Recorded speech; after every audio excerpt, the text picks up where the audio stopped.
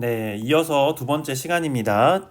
지난 시간엔 다항식의 덧셈과 뺄셈에 대해서 연산을 배웠다면 이번에는 다항식의 연산 중에 다항식의 곱셈을 알아보도록 하겠습니다.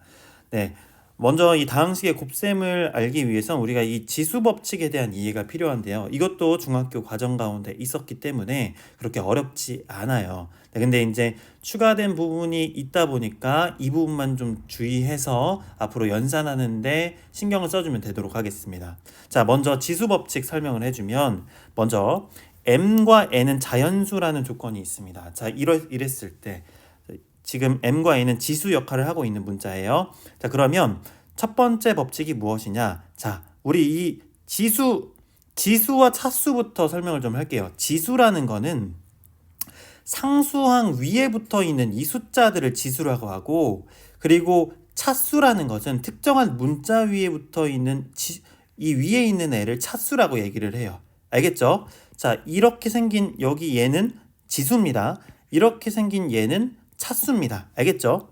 자, 그러면 이 지수라는 것은 결국에 밑에 숫자, 네, 상수항과 상수항의 어떤 곱셈과 덧셈, 나눗셈이 있을 때 이루어지는 방법에 대해서 얘기를 하는 건데요. 자, 지수 법칙 첫 번째 여기 보게 되면 여기 밑에 이 지수 밑에 있는 이 부분을 우리 뭐라고 부르죠? 네, 밑이라고 하죠. 밑에 있어서 밑이에요.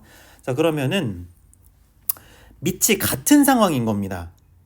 네, 요거 헷갈려하는 애들이 있어요. 예를 들어 2의 세제곱 곱하기 3의 제곱 있으면요. 이거 안 되죠? 더 이상 연산 안 돼요. 이거 풀어서 연산을 하든가 해야 되는데, 자, 이 상태에서 연산 안 됩니다. 그러면 언제 연산이 되냐? 밑이 같아야 돼요. 예, 이 밑이 같아야 됩니다. 그래서 밑이 같아 있을 때 위에 지수가 다를 때 서로 곱하게 되면 지수끼리 더해주면 된다라는 부분이고요. 자, 그 다음에 밑이 같고 위에 지수가 서로 뭐 같거나 다르고 뭐 상관은 없죠. 밑이 같다라는 게 중요한 건데 이랬을 때 서로 나누게 되면요.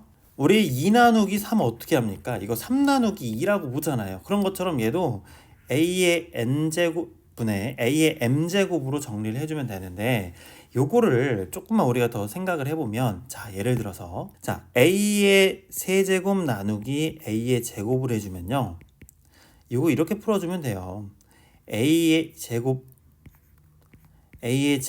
a 세제곱으로 이해해주면 되고, 얘는 a의 제곱은 사실 a 곱하기 a죠. a 세제곱은 a 곱하기 a 곱하기 a예요. 자, 그럼 이렇게 서로 약분이 돼요. 그럼 뭐만 남아요? a만 남게 됩니다. 그죠? 이런 식으로 이해를 하게 되면은 이 지수 법칙 어려운 부분은 없습니다. 자, 그러면 계속 설명을 이어서 해보겠습니다. 자, 이렇게 나누기는 특별하게 앞에 있는 지수가 뒤에 있는 지수보다 클 때, 서로 같을 때, 앞에 있는 게 뒤에 있는 지수보다 작을 때, 세 가지로 좀 지수 법칙이 나뉘어지게 되는데, 앞에 지수가 뒤에보다 클 때는 그냥 빼주면 됩니다.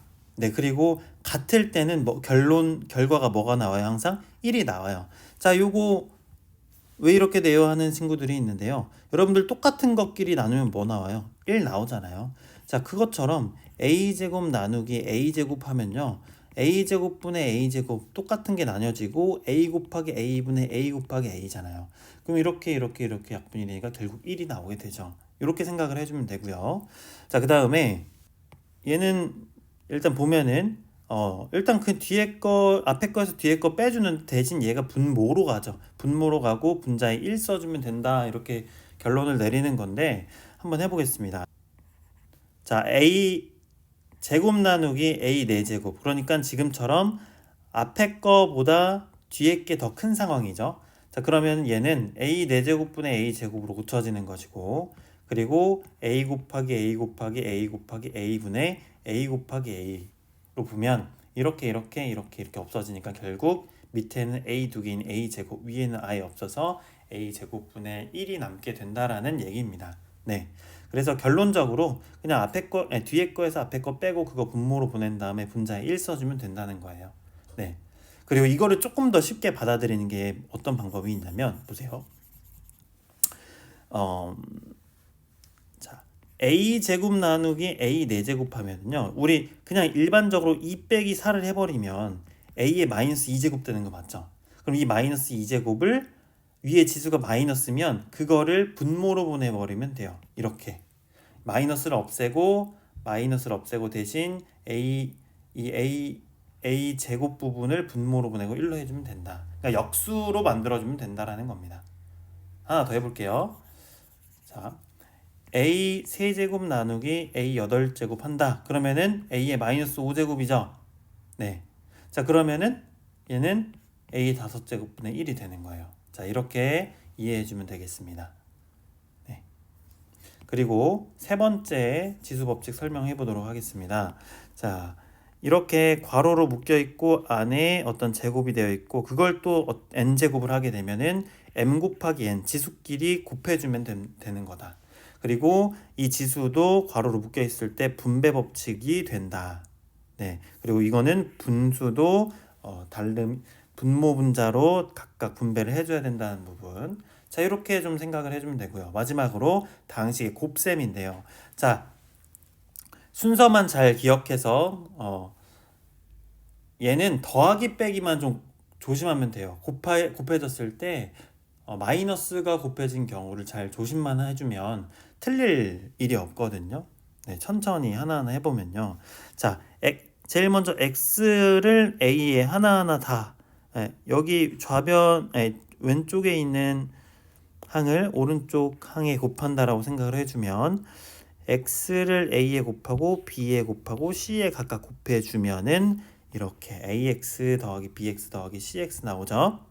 네. 그 다음 y를 a 곱하고 b 곱하고 c를 곱해주면은 ay 더하기 by 더하기 cy 이렇게 된다라는 겁니다. 네, 여기까지 하고 다항식 연산 곱셈 부분 마치도록 하겠습니다.